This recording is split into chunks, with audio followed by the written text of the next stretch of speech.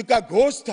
पूरी दुनिया जानती है, जय संघर्ष चला तब जय श्री राम चला, और मंदिर बना तो जय सिया राम हो गया। संघर्ष से भक्ति की ये यात्रा पूरे देश को आगे ले जाने वाली यात्रा है। मान्यवर,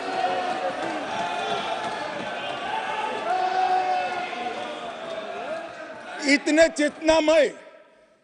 चेतनामय वातावरण के अंदर भी विभाजन की बात करने वाले लोगों से मेरा करबद्ध निवेदन है, समय को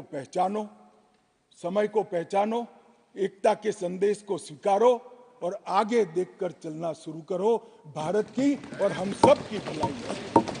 मान्यवर, ये बहुत बड़ा संदेश मोदी जी ने दिया है, और मैं फिर से एक बात कहना चाहता हूं, जिसने संन्यास्त नहीं लिया है, जो सन्यासी नहीं है, जो किसी पंथ संप्रदाय का उपदेशक नहीं है, ऐसा व्यक्ति, और जो देश का शासक है, प्रधानमंत्री है, प्रधान सेवक है, ऐसा व्यक्ति आध्यात्मिक चेतना, भक्ति की चेतना खड़े, ये दुनिया में ऐसी मिसाल शायद ही कहीं नहीं मिली। मान्यवर, मैं ये जरूर कहना चाहता हूं, इस सदन में खड़े होकर गौरव के साथ कहना चाहता हूं कि मोदी जी मेरे नेता है, मेरे पार्टी के नेता है, मेरे पार्टी के प्रमुख नेता है। मान्यवर, मोदी जी ने एक ऐसा नेतृत्व दिया जिसने अनेक समय पर नेतृत्व के गुण क्या होते हैं इसका परिचय देने का काम किया। अच्छे समय में भी किस प्रकार से संयम रखना चाहिए इसका एक उदाहरण स्थापित करने का काम किया, और हर समय पर निर्भयता के साथ संवेदनशील, सजग और जन भावनाओं को समर्पित नेतृत्व कैसा होता है इसका उदाहरण दिया। इनके 10 साल के कालखंड के अंदर अनेक प्रकार के पड़ाव आए हैं। मानो ये भी राम जन्मभूमि के आंदोलन जैसे ही पड़ाव रहे हैं, क्योंकि जो गड्ढा ये खोद कर गए थे, वो गड्ढे को भरकर उसमें महान भारत की इमारत बनाना, ये राम मंदिर की यात्रा से कोई कम यात्रा नहीं है। मान्यवर, सबसे पहले मैं कहता हूं कि जो आर्थिक क्षेत्र के अंदर जो बदहाली करी थी, जो पॉलिसी पैरालिसिस वाली गवर्नमेंट थी, सैकड़ों पॉलिसियां बनकर आज 11वें नंबर से 5वें नंबर पर हमारे अर्थतंत्र को ले जाकर एक नीति के आधार पर चलने वाला राज्य, नीति के बनाने वाले नेता कैसा होता है उसका उदाहरण दिया।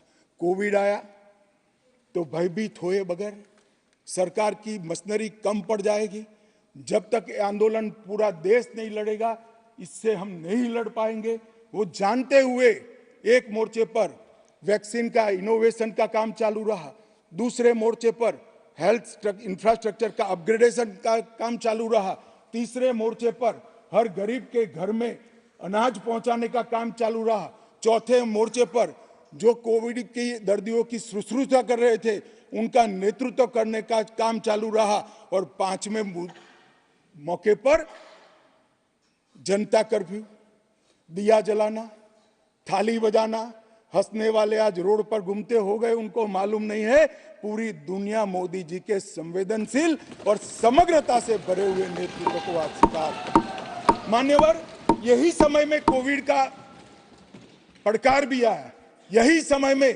62 की तरह चीन ने अपना मुंह दिखाना शुरू किया, दृढ़ता के साथ नेतृत्व छाती सीना तान कर खड़ा रहा, हिंदुस्तान की एक इंच जमीन नहीं। कई बार हुआ था, इसी समय में पुंछ और पुलवामा में हमला हुआ, सर्जिकल स्ट्राइक और एयर स्ट्राइक कर नेतृत्व की वीरता का भी परिचय दिया और घर में घुसकर जवाब देने का काम किया। हजारों बच्चों जब परीक्षा के वक्त आत्महत्या करते थे, ट्रेस में आते थे, मनोरोग के शिकार बनने थे, एक पिता की तरह एक प्रजावात्सल नेतृत्व का परिचय देते हुए प्रजा परीक्षा पे चर्चा की भी बात। और जब मौका राम मंदिर का आया तब एक सन्यासी की तरह, एक भक्त की तरह गौरवपूर्ण तरीके से आध्यात्म को जागरूक करते हुए आध्यात्मिक चेतना का जागरण करने का काम भी नरेंद्र मोदी जी ने किया। मैं इसलिए कहता हूं कि बहुत लंबे समय से इस देश को ऐसे नेतृत्व की जरूरत थी। 70 साल तक, 68 साल तक देश ऐसे नेतृत्व में भटकता रहा, लटकता रहा, 130 करोड़ की जनता ने मोदी जी को चुनकर एक सर्वगुण संपन्न नेता को चुनकर देश की सभी चुनौतियों को समाप्त किया। मान्यवर, मैं आज आपके माध्यम से ये मैं कहना चाहता हूं, ये राम मंदिर का निर्माण और राम मंदिर में रामलला की बाल प्रतिमा, मनोहरी दृश्य, आंख बंद कर देते तो सामने वो प्रतिमा दिखाई पड़ती। मान्यवर, इतनी मनोहरी प्रतिमा बनाने का काम हुआ और उसकी प्राण प्रतिष्ठा भी हुई। मान्यवर, एक प्रकार से समग्र भारतीय संस्कृति को मोदी जी के माध्यम से एक अभिव्यक्ति का काम है। मान्यवर, राम का जीवन ही अपने आप में परिपूर्ण। बचपन में ही शिक्षा संस्थानों की रक्षा के लिए विश्वामित्र के वहां रावणों का वध किया, अहल्या को सम्मान दिया, मां सबरी को गले लगाकर इस देश के गिरिजन और पिछड़े लोगों को गले लगाने का काम किया, महिलाओं का सम्मान किया और गिलहरी, गिद्ध, वानर, रींछ, वनवासी सबको जोड़कर सत्य पर सत्य की विजय का झंडा श्री राम ने फहराया। और मोदी जी ने जब ये अयोध्या बन रही है, ढेरों लोगों ने, मैं आज सबके बीच में कहने से मेरी आपको अपने आप को रोक नहीं सकता, ढेरों लोगों के प्रस्ताव कि अयोध्या के इंटरनेशनल एयरपोर्ट को श्री राम का नाम दिया जाए। बड़ा लोक लुभावन प्रस्ताव, परंतु मोदी जी ने महर्षि वाल्मीकि का नाम देना। सारे मौकों पर दशरथ का, सीता माता का चौराहे पर नाम देने का प्रस्ताव आया था, मोदी जी ने कहीं जटायु को रखा, कहीं गिलहरी को रखा, कहीं हनुमान को रखा। मान्यवर, समग्र समाज साथ में लेने का काम किया। मान्यवर, ये जो मंदिर बना है उसके निर्माण में भी पूरे समाज को साथ में रखने का काम किया गया है।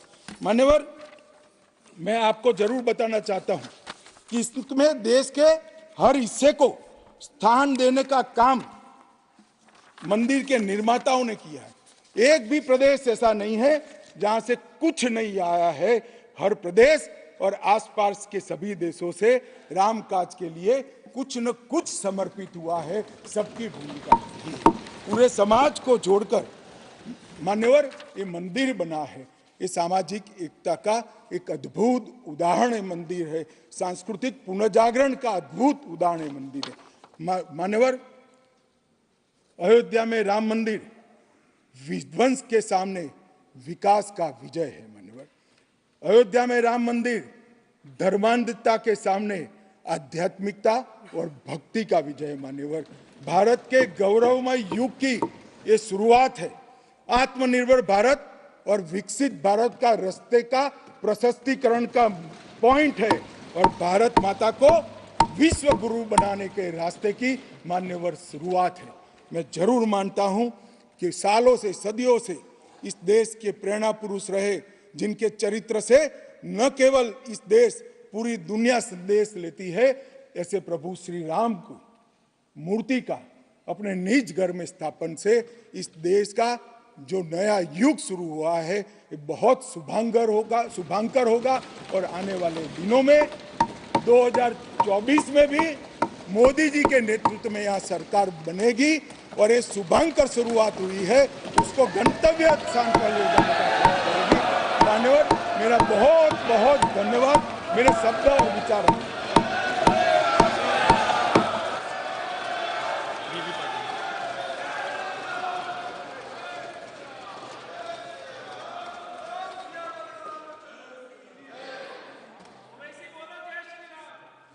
श्री बीबी पाटिल।